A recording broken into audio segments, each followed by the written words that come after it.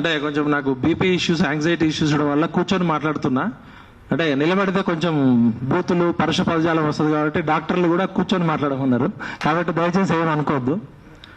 అంటే ముఖ్యంగా ఈ మీటింగ్కి నేను రావడానికి ప్రధాన కారణం మా గురువు గారు దిలీప్ సార్ ఫోన్ చేసి చెప్పారు. నేను దిలీప్ సార్ ఫోన్ చేసిరు కాబట్టి అసలు ఈ మీటింగ్ ఏందో కూడా తెలియకుండా వస్తున్నా సార్ అని చెప్పేసిన, కమిట్మెంట్ ఇచ్చిన కాబట్టి రావడం జరిగింది. కాకపోతే ఇంత పెద్ద ప్రయత్నం జరుగుతుందని నాకు తెలియదు. ముందుగా ఈ 9 పార్టీలని కలిపి కూర్చోబెట్టిన అందరికీ హృదయపూర్వక అభినందనలు చెప్తూ, మరి ఉన్నట్టు మాట్లాడుకుందామా, పైపైన మాట్లాడుకుందామా?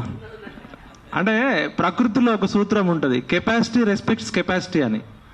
మనం అంతా మానవులం కాకముందు జంతువులమే.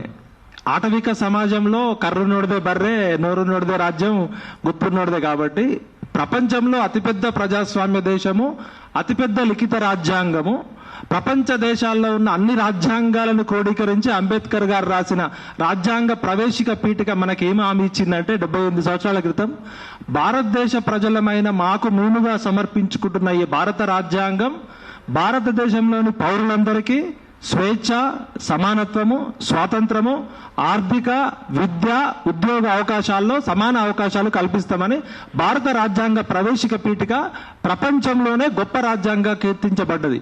దాంతో ఏకీభవిస్తున్నారా? ప్రవేశిక పీఠికను ఏమైనా మార్చాల్సిన అవసరం ఉందా? ప్రవేశిక పీఠికతో అయితే అందరం ఏకీభవిస్తున్నాం కదా. మార్పు అనేది నిరంతరం జరుగుతుంది. కాన్స్టిట్యూషన్లో చాలా చేంజెస్ వచ్చినాయి. మార్పు చెందకపోతే మృక్కాలం అవుతుంది అది. అంటే ప్రవేశిక పీఠిక అయితే మనకి ఒక ఆత్మ లాంటిది. మరి 78 సంవత్సరాల స్వతంత్ర భారతంలో ఎలక్షన్ కమిషన్ దగ్గరకు వస్తే, ఇప్పుడు మనందరం ఎలక్షన్స్ గురించే మాట్లాడుతున్నాం. ఇప్పుడు ఈ కూటమి బీఫామ్లు ఇవ్వాలి. బీఫామ్ని టికెట్ అని ఎవడన్నాడు? అసలు టికెట్ అంటేనే వెలగట్టేది కదా. వెలగట్టడం స్టార్ట్ అయినాక, కొనడం అమ్మడం స్టార్ట్ అయినాక అది బిజినెస్ అవుతుంది.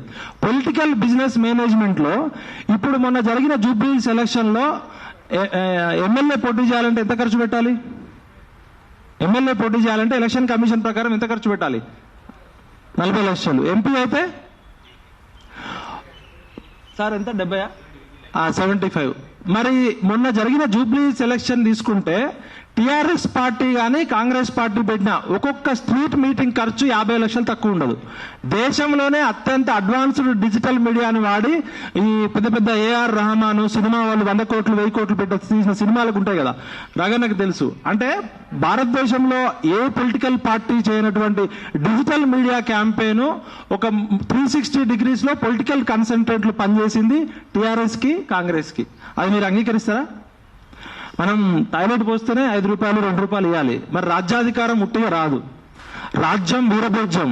మనం ఎన్ని సిద్ధాంతాలు చెప్పినా, శేషన్ గారు మా గురువు గారు ఏం చెప్పారంటే, పాలిటిక్స్ లో ఎవరు నెరేటివ్ సెట్ చేస్తారో, ఎవరు పొలిటికల్ పర్సెప్షన్ ని క్రియేట్ చేస్తారో వాళ్ళదే రాజ్యాధికారం అన్నారు. ఇలా కాంగ్రెస్ పార్టీ అధికారంలోకి రావడానికి ఎంత పర్సెంట్ ఓటు బ్యాంకు డిఫరెన్స్ తో ఇలా టీఆర్ఎస్ ఓడిపోయి కాంగ్రెస్ పార్టీ అధికారంలోకి వచ్చింది? ఎంత? 1.5 to 2%, అంటే 4 లక్షల ఓట్లు. మరి Congress party vote bank Congress కు ఉంది, BRS party vote bank BRS కు ఉంది, బీజేపీ పార్టీ ఓటు బ్యాంకు బీజేపీకి ఉంది. ఈ 3 పార్టీలు మున్సిపల్ ఎలక్షన్ లో ఏం చేసినాయి అనేది నేను ఒక జర్నలిస్ట్ గా డేటా మీ ముందుంచే ప్రయత్నం చేస్తున్నా. ఒకవేళ నేను మాట్లాడింది ఏమైనా తప్పు ఉంటే తర్వాత నేను మాట్లాడే స్పీకర్స్ కరెక్ట్ చేయండి. నేను కూడా ఒక జర్నలిస్ట్ గా, పొలిటికల్ అనలిస్ట్ గా నాకున్న పరిమితి మేరకు మాట్లాడుతున్నా. పెద్దలు లక్ష్మణ్ గారు ఉన్నారు, వినోద్ గారు ఉన్నారు. అంటే అసలు మొన్న జరిగిన మున్సిపల్ ఎలక్షన్స్ లో ఏం జరిగింది అనేది మనకు తెలవాలి కదా. రోగం ఎక్కడుందో తెలిస్తే వైద్యం తెలుస్తుంది. ఇప్పుడు నాకు ఒక జర్నలిస్ట్ ఫ్రెండ్ పంపించిండు, ఎన్నికల కమిషన్ వివరాల ప్రకారం మున్సిపాలిటీ ఎలక్షన్స్ లో ఆదిలాబాద్ లో కాంగ్రెస్ ఎంఐఎం కలిసింది, కాంగ్రెస్ ఎంఐఎం అధికారం పంచుకున్నాయి. కామారెడ్డిలో కాంగ్రెస్ బీఆర్ఎస్ కలిసి అధికారం పంచుకున్నాయి. మహబూబాద్ లో కాంగ్రెస్ సిపిఎం పంచుకున్నాయి. దేవరకద్రలో కాంగ్రెస్ బీఆర్ఎస్ కలిసి పనిచేసినాయి. దేవరకద్రలో మరి కాంగ్రెస్ బీఆర్ఎస్ కలిసి పనిచేస్తుంది అంటే ఆలోచించాలి కదా. నర్సాపూర్లో కాంగ్రెస్ బీజేపీ కలిసి పనిచేసినాయి. ఎల్లంపేటలో బీఆర్ఎస్ బీజేపీ కలిసి పనిచేసినాయి. వేములవాడలో కాంగ్రెస్ బీఆర్ఎస్ కలిసి పనిచేసినాయి. ఆమన్గల్లో కాంగ్రెస్ బీజేపీ కలిసి పనిచేసినాయి. Congress BJP, Congress BRS. ఇస్నాపూర్లో బీఆర్ఎస్ కాంగ్రెస్ కలిసి పనిచేసినాయి. అమరచింతలో బీఆర్ఎస్ కాంగ్రెస్ కలిసి పనిచేసినాయి. నిజామాబాద్ లో కాంగ్రెస్ ఎంఐఎం పనిచేసినాయి. కొత్తగూడెంలో కాంగ్రెస్ సిపిఐ కలిసి పనిచేసినాయి. మరి దీన్ని బట్టి ఏమర్థమైంది? ఈ 3 పార్టీలు సీట్లు అమ్మడము, కొనడము, ఓటు నోటు సీటు అనే దగ్గర ధనబలం ఎవడిది ఉంటే ఎవడికి అధికారం కావాలనుకుంటే సిద్ధాంతాలు లేవు, విలువలు లేవు, ఐడియాలజీ లేదు, మేనిఫెస్టో లేదు. ఈ పార్టీ ఆఫీసులలో నేను స్వయంగా జర్నలిస్ట్ కాబట్టి అన్ని పార్టీ ఆఫీసులలో మేనిఫెస్టోలు ఒక స్టోర్ రూమ్ లో పడి ఉంటాయి, లేకపోతే ఎలక్షన్లు అయిపోయినాకనో ఎలక్షన్లు జరుగుతున్నప్పుడు మిర్చి పండికి అమ్మేస్తుంటారు మేనిఫెస్టోలు. నేను టీడీపీ ఆఫీసులో చూసినా, బీజేపీ ఆఫీసులో చూసినా, కాంగ్రెస్ ఆఫీసులో చూసినా, బీఆర్ఎస్ ఆఫీసులో చూసినా లక్షల రూపాయలు ఖర్చు పెట్టి మేనిఫెస్టో ప్రింట్ చేస్తారు. ఐడియాలజీ అంటారు. ఇవాళ భారతదేశంలో ఏ పార్టీ కన్నా ఐడియాలజీ ఉందా, తెలంగాణలో ఐడియాలజీ ఉందా లేదా అనేది మున్సిపల్ ఎలక్షన్స్ క్లియర్ చేసినాయి. అంటే సిద్ధాంతం మీద లేకపోతే ఐడియాలజీ మీద, మేనిఫెస్టో మీద ఏ పొలిటికల్ పార్టీలు పనిచేయట్లేదు. డబ్బున్నోడిదే కొనుక్కుంటున్నారు, అమ్ముకుంటున్నారు. ఇక coming to the Alishetti Prabhakar గారు ఒక కవిత రాసిండు. నాకు మొన్న వాళ్ళ అబ్బాయి బుక్ ఇస్తే ఒక కవిత చదివిన. ఆయన 35 సంవత్సరాల క్రితం రాసిండు. ఈ ఎన్నికలనే ప్రజాస్వామ్య వ్యవస్థలో ఓటర్ అనే ఒక పచ్చి మాంసపు ముద్దని ఈ గద్దలనే రాజకీయ పార్టీలు సిద్ధాంతాల పేరు చెప్పి ఏ పార్టీ సిద్ధాంతమైనా ఆ ఓటర్ అనే పచ్చి మాంసపు ముద్దని ఎత్తకపోవడమే అని చెప్పారు. నాకు అనిపించింది ఆయన 35 ఏళ్ల క్రితం పాపం ఓటరు ఒక రాజకీయ సిద్ధాంతానికి కమిట్ అయ్యి, మా ఖమ్మం జిల్లాలో కామ్రేడ్ అంటే ఖమ్మంలో ఉన్న కమ్మోళ్ళు, నల్గొండ రెడ్లు కలిసి కామ్రేడ్లు మా ఎస్సీ ఎస్టీ బీసీలన్నీ జావగొట్టారు. కానీ అగ్రవర్ణంలో కామ్రేడ్లు ఉన్నారు, రెస్పెక్ట్ ఇస్తాం. అంటే త్యాగాలు ఎవరివి, ఫలితాలు ఎవరివి? ఈ తెలంగాణలో నాకు అనిపిస్తుంది పోరాటాలు 48 వీర తెలంగాణ సాయుధ పోరాటం నుంచి నిన్న మొన్న జరిగిన నిరుద్యోగుల పోరాటం వరకు ప్రతిసారి నష్టపోయేది బాధితుడే. బాధితుడు పెనం వేయించి పొయ్యిలో నుంచి శ్మశానంలోకి వస్తుంది తప్ప ఎవరికి వ్యతిరేకంగా అయితే మనం పోరాడుతున్నామో ఆ శక్తులు బలపడుతున్నాయి. అంటే ఎక్కడో మన ఆలోచన విధానంలో, మన మైండ్ సెట్ లో రియాలిటీకి దూరంగా, రాయల్టీకి దూరంగా బతుకుతున్నాం. ఎవరైతే రియాలిటీలో ఉంటారో వాళ్ళకే రాయల్టీ ఉంటుంది. ఇలా రాహుల్ గాంధీకి తెలుసు, మోడీకి తెలుసు, రేవంత్ రెడ్డికి తెలుసు, కేసీఆర్కి తెలుసు, బీజేపీ వాళ్ళకి తెలుసు ఓట్లు ఎట్లా కొనాలి, జనాలను ఎట్లా బురుడి కొట్టించాలి. అమ్మడం కొనడం అనేదే ఇవాళ ప్రాక్టికల్. ఎలక్షన్ల జాతర వచ్చినప్పుడు పార్టీలు బీఫామ్లు అమ్ముతాయి, క్యాండిడేట్లు ఓట్లను కొనుక్కుంటారు. ఇవాళ ఓటర్ పరిస్థితి కూడా, ఓటర్లు క్షమించాలి, ఓటర్లు తప్పు కాదు కానీ ఓటర్ పరిస్థితి ఎట్లుందంటే అలిశెట్టి ప్రభాకర్ కవిత రివర్స్ చేస్తే ఓటర్ కూడా ఎట్లాగూ ఏదో ఒక గద్ద వచ్చి నన్ను ఎత్తుకపోతుంది కాబట్టి నా కిడ్నీ బీజేపీకి అమ్ముకుంటా, నా గుండెకాయ కాంగ్రెస్కి అమ్ముకుంటా, నా కాలేయం ఇంకో పార్టీకి అమ్ముకుంటా అని హుజురాబాద్ ఎలక్షన్లలో ఓటర్లు కూడా రోడ్డు మీదకి ఎక్కిర్రు. మాకు ఎందుకు ఎవరో కొడక 5,000 రూపాయలని. అంటే ప్రజాస్వామ్య వ్యవస్థ ఎంత పరిడవిల్లుతుందంటే ఎలక్షన్ కమిషన్ ఏమో 40 లక్షలు ఖర్చు పెట్టాలి, అంతకన్నా ఖర్చు పెడితే నీ ఎన్నిక చెల్లదంటది. ఎలక్షన్ కమిషన్ ఎంపీ 90 లక్షలు 70 లక్షలు ఖర్చు పెట్టాలంటది. కానీ జూబ్లీహిల్స్ ఎలక్షన్ లో 100 కోట్లు తక్కువ ఏ పార్టీ ఖర్చు పెట్టలే, ఎందుకంటే లేటెస్ట్ జరిగిన ఎలక్షన్ కాబట్టి. మరి ఎవరిని మోసం చేస్తున్నాం, ఎవరు మోసం చేస్తున్నారు? గొంగట్లో కూర్చొని ఎంటికలు ఏరుకుంటున్నామా కాదా? మనము ఆట నియమాలు మారినంత కాలం ఆ ఆట నియమాలు ఎవరికి అనుకూలంగా ఉన్నాయి? బలవంతుడైన దున్నపోతులకో, సింహాలకో, పులులకో ఉన్నాయి. మనం జింకలు, మేకలు లాంటి వాళ్ళం, తోడేళ్ళే వెళ్తున్నాయి కదా అసెంబ్లీకి. కాబట్టి ఈ యొక్క రౌండ్ టేబుల్ కాన్ఫరెన్స్ పెట్టినందుకు ముఖ్యంగా మా శేషగిరి అన్నని, వినోద్ అన్నని, దిలీప్ సార్కి హృదయపూర్వక అభినందనలు చెప్తూ, మొత్తం మనము ఆట నియమాల గురించి కూడా చర్చించుకోవాలి. ఇది ఒక రౌండ్ టేబుల్ కాన్ఫరెన్స్, ప్రెస్ ముందు మాట్లాడాల్సిన అంశం కాదు. క్యాన్సర్, ఎయిడ్స్, కరోనా కన్నా పెద్ద రోగం ఇవాళ భారతదేశ ప్రజాస్వామ్య వ్యవస్థలో ఉంది. రోగం తెలుసుకోకుండా ట్రీట్మెంట్ ఇవ్వలేము. రోగం కరెక్ట్గా అర్థం చేసుకుంటున్నామా, మనం ప్రాపర్గా డయాగ్నోస్ చేస్తున్నామా లేదా అనేది చేయాలి. దీనికి అవసరమైతే ఒక 1-2 డేస్ వర్క్షాప్ పెట్టాలి. ఫోన్లు పక్కకు పెట్టి మనం ప్రాబ్లం స్టేట్మెంట్ ఐడెంటిఫై చేయకపోతే సొల్యూషన్ రాదు. నా వయసు 48 ఏళ్ళు. మా నాన్న తెలంగాణ ఉద్యమంలో ఉన్నాడు. దిలీప్ సార్ గారు ఆయన చిన్న వయసులో ఉన్నప్పుడే ముచ్చర్ల సత్యనారాయణ గారు చేయి పట్టుకొని ఉద్యమాల్లోకి వచ్చాడు. ఇక్కడ అందరం త్యాగము, నిజాయితీ, ధైర్యం ఉంది కాబట్టి ఇక్కడ ఉన్నాం. ఒకసారి మనకి మనం చప్పట్లు కొట్టుకోవాలి 4 కోట్ల మందిలో ఇక్కడ ఉన్నందుకు. అయితే పాలిటిక్స్ లో నేను స్కూల్ ఆఫ్ గవర్నెన్స్ లో శేషన్ గారు 2006లో పాలిటిక్స్ అనేది కేవలం కొంతమంది పెత్తందారుల కోసమో, పిడికెడు మంది వ్యాపారస్తుల కోసం కాదు, సివిక్ సొసైటీలో ప్రశ్నించే స్వభావము ఉండాలి. ప్రశ్నే ప్రజాస్వామ్యానికి పునాది, ప్రశ్నే నాగరిక సమాజాన్ని నిరంతరం చైతన్యం చేస్తుంది. కాబట్టి ఒక ఎమ్మెల్యేలో, ఎంపీలో, ఒక ఐఏఎస్లో, బ్యూరోక్రాట్లో, లేకపోతే ఒక జ్యుడిషియరో కాదు, ప్రజాస్వామ్యానికి నిజమైన పునాది పౌర సమాజము. Politics minus governance is equal to mafia అని చెప్పిండు శేషన్ గారు. పాలిటిక్స్ ఉన్నాయి, నిజమైన రాజనీతి లేదు, రాజకీయం లేదు. అమ్మడం కొనడం అనే పాలిటిక్స్ లో గవర్నెన్స్ అనేది లేదు, పాలన ఎవరికి లేదు. Election, collection, selection, vote, note, seat, మళ్ళా ఎలక్షన్. ఈ పాలకులను మనం 5 సంవత్సరాలకు ఒకసారి ఎంచుకునేది. అరే నాయన ఎలక్షన్లు అయిపోయినాయి, ఇక పాలన చేయమంటే వాడు సీట్లోకి వచ్చిన ప్రతిరోజు నుంచి మళ్ళీ సీట్ ఎట్లా ఎక్కాలనేది ఉంది. పరిపాలన లేదు. ఒకవేళ ఈ భారతదేశంలో నిజమైన పరిపాలన ఉంటే 78 సంవత్సరాల తర్వాత ఇన్ని సకల సంపదలు, సకల వనరులున్న ఈ దేశంలో తాగునీళ్ళు ఇవ్వడం కూడా 78 సంవత్సరాల తర్వాత నల్ల నీళ్ళు ఇచ్చినాం రా బిడ్డ మీకు తెలంగాణ ఉద్యమం చేస్తే, సన్న బియ్యం ఇస్తున్నాం రా బిడ్డ మీకు అంటున్నారు. ఈ 78 ఏళ్ల స్వతంత్ర భారతావనిలో తెలంగాణ అనేది మినరల్ బౌల్ ఆఫ్ ఇండియా. ఇక్కడ సహజ వనరులు ఉన్నాయి, మానవ వనరులు ఉన్నాయి, విద్యా వనరులు ఉన్నాయి. ఏం లేదంటే పాలన లేదు, పరిపాలన లేదు, ప్రజాకీయం లేదు, కేవలం రాజకీయమే ఉంది. ఈ రాజకీయ క్షుద్ర క్రీడని మనం విరుగుడు మంత్రం వేయనంత కాలం నేను 25 ఏళ్ల నుంచి ఎరుగుతూనే ఉన్నా. రౌండ్ టేబుల్ కాన్ఫరెన్స్లకు వస్తున్నాయి, చూస్తూ నా ఇంటికలు కూడా తెల్లబడ్డాయి. నేను ఏమంటున్నా అంటే నిజాలు పచ్చిగా సిగ్గు లేకుండా బట్టలు పిలిచి మాట్లాడుకోవాల్సిందే, మొహమాటం వద్దు. ఇవాళ కొన్ని కులాలను నేను అప్పుడప్పుడు అంటుంటా ప్రాస కోసం, వెంకయ్య నాయుడు లాగా, వెల్కమ్ రెడ్డి రాజ్యం, 3 కుటుంబాలు 3 కులాలు, ఈ తెలుగు రాష్ట్రాల ప్రజాస్వామ్యం, పిడికెడు మంది లేని వెలమలు, రెడ్లు, కమ్మలు రాజ్యాధికారం వస్తుందని చెప్తున్నాం.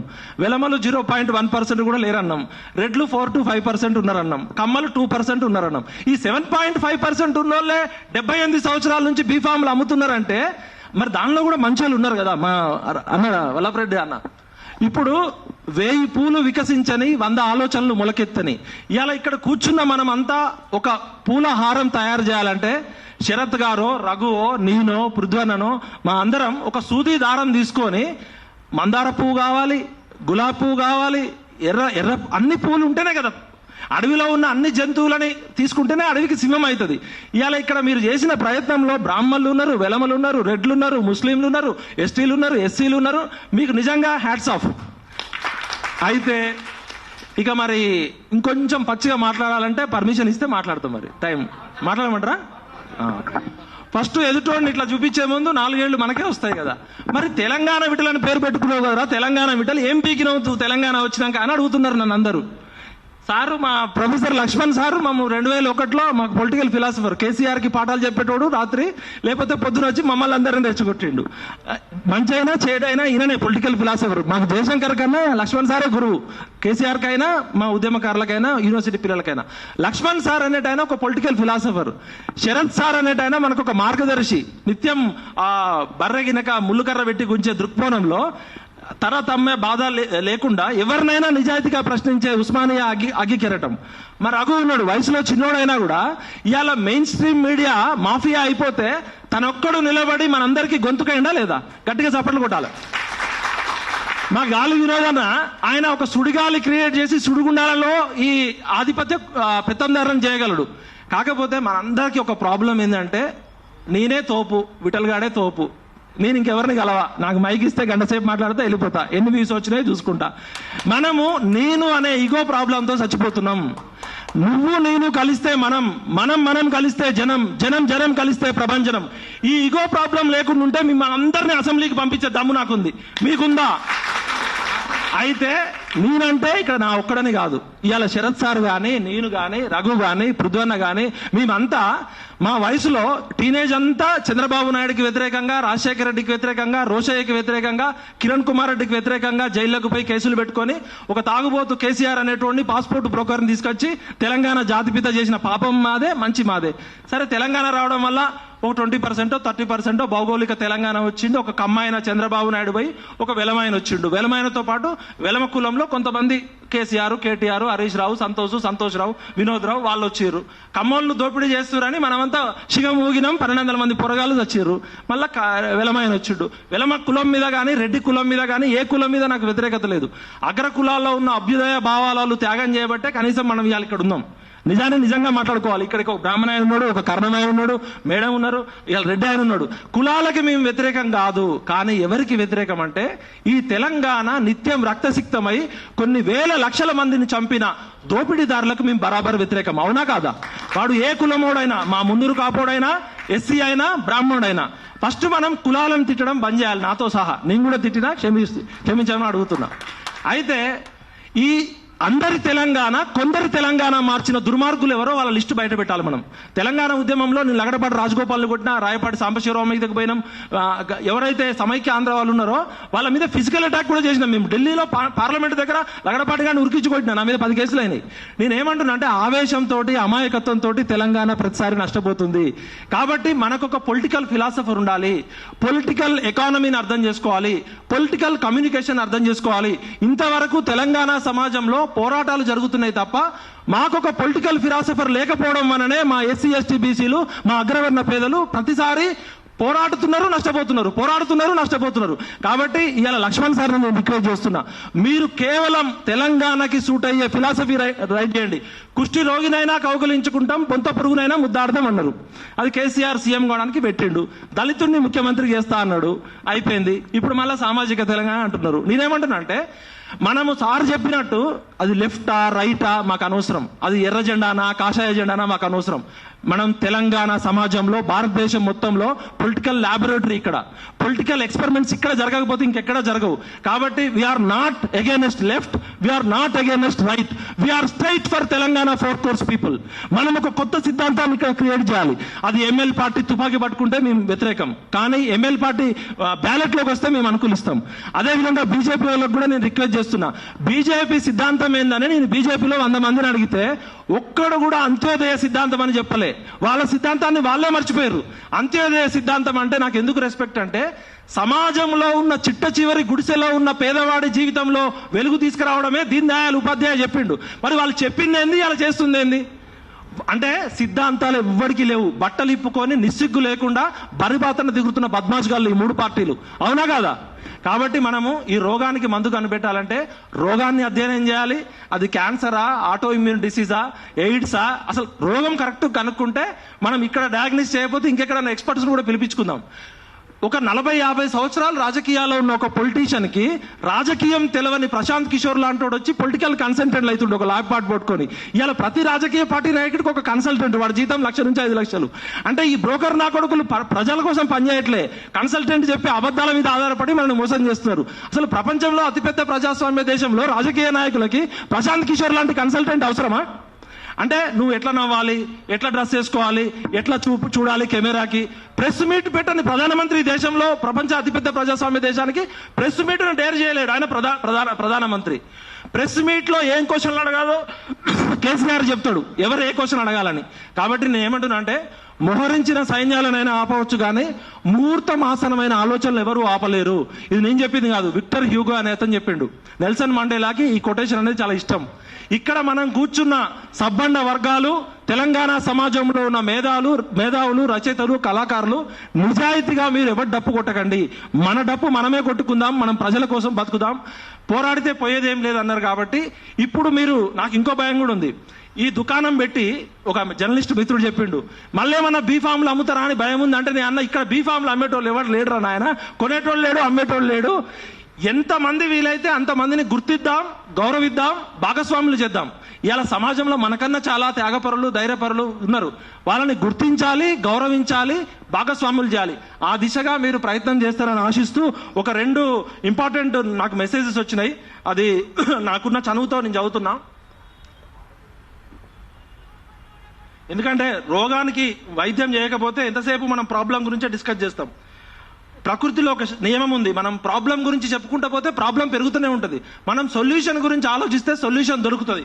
కాబట్టి నాకు ఒక 2 మిత్రులు మెసేజ్ పెట్టారు, how to minimize money role in elections. Unless money role in is minimized there is no chance to get third front in to power. అంగీకరిస్తారా? ఇప్పుడు వాడు 100 కోట్లు 1000 కోట్లు ఖర్చు పెడుతున్నాడు. ఇప్పుడు మా ఖమ్మంలో నేను ఎమ్మెల్యే పోటీ చేయాలంటే ఓ పొంగులేటి శ్రీనివాస్ రెడ్డి 100 కోట్లు పెడతాడు, 1000 కోట్లు పెడతాడు. ఓ తుమ్మల నాగేశ్వరరావు 100 కోట్లు పెడతాడు, 500 కోట్లు పెడతాడు. మరి నా దగ్గర వేసుకోవడానికి కూడా కోట్లు లేదు, అన్నకన్నా కోటు ఉంది, నాకు కోటు కూడా లేదు. మరి మనీ రోల్ లేకపోతే మనం చేయగలమా? అదేవిధంగా how to sensitize youth to question ruling party corruption and unconstitutional activities. ఇవాళ 50 లక్షల మంది నిరుద్యోగులు ఉన్నారు. ఇవాళ రగన్న, నేను, పృథ్వన్న, మా శరత్ సార్ చెప్తే 50 లక్షల మంది నిరుద్యోగుల్లో ఒక 20 లక్షల మంది మాతో కలవడానికి సిద్ధంగా ఉన్నారు. మరి ఆ నిరుద్యోగులను భాగస్వామ్యం చేయాలి కదా. నేను రఘు గారిని ఎందుకు రిక్వెస్ట్ చేస్తున్నా అంటే, నేను కూడా జర్నలిజం ప్రొఫెసర్ని, జర్నలిజంలో స్కాలర్ని. మీడియానే పెద్ద మాఫియా. ఇవాళ మెయిన్ స్ట్రీమ్ మీడియా మొత్తం మాఫియా అయిపోయింది. సోషల్ మీడియా పుణ్యమా అని కనీసం మనకి 4 ఛానల్స్, ఇవాళ 4 కోట్ల మందిలో ఒక 400 ఛానల్స్ ఉంటాయి, ఒక 4 ఛానల్స్ వచ్చినాయి. వీళ్ళకి హ్యాట్స్ ఆఫ్ చెప్తూ, రగన్న మీ మీద చాలా బాధ్యత ఉంది. మీరు డైలీ ఈ సబ్బండ వర్గాల కోసం, ఈ తెలంగాణ కొందరి తెలంగాణ అయింది, ఇది అందరి తెలంగాణ కావాలి, ఆరోగ్య తెలంగాణ కావాలి, అభివృద్ధి తెలంగాణ కావాలి, అలాంటి ఎజెండాతో మీరు మీతో పాటు ఒక సోషల్ మీడియా సైన్యాన్ని తీసుకెళ్ళండి. మీరు నిజాయితీగా పోరాడినంత కాలం మీ ప్రాణానికి మేము అడ్డం ఉంటాం. మీరు ఎటువంటి మాయలకి లోకండి. మీరున్నది ఒక్కళ్ళు మాకు. ఇది మీ ఒక్క ఛానల్ కాదు, 10 లక్షల మంది తెలంగాణ ప్రజల ఛానల్. అది రఘు గారు ఎప్పుడు చెప్తుంటారు, ఇది నా ఓన్ ఛానల్ కాదు, తెలంగాణ ప్రజల ఛానల్. కాబట్టి రఘుని స్ఫూర్తిగా తీసుకొని ఇంకొక 40 మంది సోషల్ మీడియా వారియర్స్ రావాలి. మీడియా అనేది ఎజెండా సెట్టింగ్ చేస్తుంది, మీడియా ప్రాపగండా చేస్తుంది, మీడియా తిమ్మిని బమ్మిని చేస్తుంది. కాబట్టి రఘు గారు చేస్తున్న కృషిలో మనమంతా సపోర్ట్ చేయాలి. అన్న ఇంకా 4 కొత్త వాళ్ళని తీసుకొని ఇంకా ఎంకరేజ్ చేయి. ఎందుకంటే ఒక్క రఘు సరిపోడు. ఎందుకంటే అవతల శత్రువు 100 కోట్ల 1000 కోట్లతో వస్తున్నారు. కాబట్టి నేను లాస్ట్ గా చెప్తున్నా, వినోద్ అన్నని, శేషగిరి అన్నని. శేషగిరి సార్ మాట్లాడినాక, వినోద్ అన్న నాకు అన్నలాంటోడు, మేమిద్దరం 25 ఏళ్ళ నుంచి ఒకే తల్లికి పుట్టిన వాళ్ళం. ఎందుకంటే మా ఇద్దరిది ఒకటే భాష ఉంటుంది. శేషగిరి గారిలో నాకు ఒక పొలిటికల్ ఫిలాసఫరు, ఒక చాణక్యుడు కనబడుతున్నాడు. కాబట్టి మీరు ఇదే పందాతో మమ్మల్ని అందరినీ నడిపియండి. మేము ఎంత దూరమైనా వస్తాం. మాకు ఇది బోనస్ లైఫ్. తెలంగాణ ఉద్యమంలోనే చంద్రబాబు నాయుడునే బెల్ట్ బాంబుతో చంపేస్తా అని చెప్పిన వాళ్ళం. మేము ఎప్పుడో చచ్చిపోవాల్సిన వాళ్ళం బతుకున్నాం. కాబట్టి మాకేం ఆశలు లేవు, కోరికలు లేవు. మాకు ఒకటే కోరిక ఉంది, 4 కోట్ల మంది ప్రజలని బానిస సంఖ్యలని తెంపాలి. దానికోసం మోడీతో అయినా కొట్లాడతాం, చంద్రబాబుతో అయినా కొట్లాడతాం, కేడీలతో అయినా కొట్లాడతాం, కేసీఆర్తో అయినా కొట్లాడతాం, ఎవరితోనైనా కొట్లాడతాం. కాకపోతే సమిష్టి కృషి, సమిష్టి లక్ష్యం. ఇగో ప్రాబ్లం పక్కకు పెట్టండి. మనమేం తీసుమార్కాలం కాదు. నేను అంటే మనం అక్కడే ఆగిపోతాం. కాబట్టి మనం కలిసి ఏం చేద్దాం, మనందరి కోసం ఒక వర్క్షాప్, 3 days వర్క్షాప్ పెట్టండి. పొలిటికల్ సైన్స్ ఫిలాసఫర్స్ ని పిలవండి. ఒక చంద్రబాబు నాయుడు, ఒక కేసీఆర్, ఒక రేవంత్ రెడ్డి మనకన్నా తెలియగల మనకి నిజాయితీ ఉంది, ధైర్యం ఉంది, త్యాగం ఉంది, పోరాడే తత్వం ఉంది. మనకేంటంటే స్వార్థం లేదు, మనకి నిర్మాణాత్మక స్వార్థం ఉండాలి, కలెక్టివ్ ఎఫర్ట్ ఉండాలి, కలెక్టివ్ పార్టిసిపేషన్ ఉండాలి. ఇక్కడ ఒక కామన్ మినిమం ప్రోగ్రామ్ అని పెట్టిర్రు. దీనికన్నా అద్భుతంగా ఒక కన్స్పరెంట్ మున్నూరు కాపు రెడ్ల తర్వాత మేమే ఎక్కువ అధికారం తీసుకున్నాం. మరి మా మున్నూరు కాపులు కాదు, మున్నూరు కాపులు త్యాగానికి సిద్ధపడాలి. ఒక మోస్ట్ బ్యాక్వర్డ్ క్లాసెస్ లో ఉన్న ఒక చాకలైనా, ఒక కుమ్మరైనా, ఒక కమ్మరైనా, ఒక పిట్టలోళ్ళు ఎప్పుడు కనీసం వాళ్ళు ఎంపీటీసీ, జెడ్పీటీసీ వార్డు మెంబర్ కూడా కావట్లేదు. కాబట్టి అందరినీ కలుపుకొని ఒక పూలహారంగా కావాలి. ఇక్కడున్న పెద్దలందరూ సూది దారం పాత్ర పోషించాలి. చట్టసభల్లో మనం ఉండాలనుకోవద్దు, మనకన్నా కిందోళ్ళను పంపాలి. సూది దారం పాత్ర పోషిస్తే దారం అందరినీ భరిస్తుంది. మిమ్మల్ని అందరినీ చట్టసభల్లో పోవడానికి మేమేం చేయాలో చెప్పాలి. శరత్ గారు చెప్పారు, నేను నిస్వార్థంగా కమిట్మెంట్. రగన్న చెప్పిండు, నేను రాజకీయాల్లోకి రాను, మీడియాలోనే ఉంటాను. నేను చెప్తున్నా, నాకు పిల్లలు కూడా ఇప్పుడు నేను వదులుకోగలను. అంటే అలా మెంటల్ గా ప్రిపేర్ చేసిన. నేను ఒకటే చెప్తున్నా, మీరు చేసే ఎక్స్పెరిమెంట్ కి నన్ను ఏ విధంగా వాడుకుంటారో వాడుకోండి. సావడానికైనా సిద్ధం, చంపడానికైనా సిద్ధం. ఒకటే చెప్తున్నా, శాంతియుత మార్గంలో ప్రశాంతంగా ఆలోచించాలి. చాలా మంది శక్తులు మనకి సేవా రంగంలో ఉన్న డాక్టర్లు, ఇంజనీర్లు, లాయర్లు అడుగుతున్నారు, మీరు పార్టీ పెట్టండి అని. పార్టీ పెట్టడం అంటే చాయ్ పార్టీ పెట్టినంత ఈజీ కాదు, లేకపోతే సొంతంగా పార్టీ పెట్టినట్టు దుకాణం కాదు. ప్రజల భాగస్వామ్యంతో, ప్రజల ఆలోచనలు తీసుకొని ప్రజలందరి పార్టీగా అందరి తెలంగాణ కావాలి, అభివృద్ధి తెలంగాణ కావాలి, ఆరోగ్య తెలంగాణ కావాలి, ఆనందమయ తెలంగాణ కావాలి. ఇది కొందరు పిడికెడు మంది పెత్తందారుల చేతిలో ఉంది. కాబట్టి ఎవరైతే అగ్రవర్ణాల్లో ఉన్న రెడ్లు, వెలమలు, కమ్మలు, బ్రాహ్మణులు, దయచేసి మీరు కూడా మాకు సపోర్ట్ చేయండి. మీ యొక్క ఆలోచనలు మాకు ఇవ్వండి. మీరు త్యాగానికి సిద్ధపడండి. మీరెంతో మీకు అంతే, మనమెంతో మనకంత కాదు. కాంశీరాం కాలంలో మనమెంతో మనకంత, ఇప్పుడు మీరెంతో మీకు అంతే. మీరు 1% ఉంటే 1% షేర్ ఇస్తాం, మీరు 10% ఉంటే 10% షేర్ ఇస్తాం. ప్రజాస్వామ్యంలో మెజారిటీదే ప్రజాస్వామ్యం. కాబట్టి 90% ప్రజలకి 90% వాటా దక్కాల్సిందే. 10% అగ్రవర్ణ పేదలకి 10% దక్కాల్సిందే.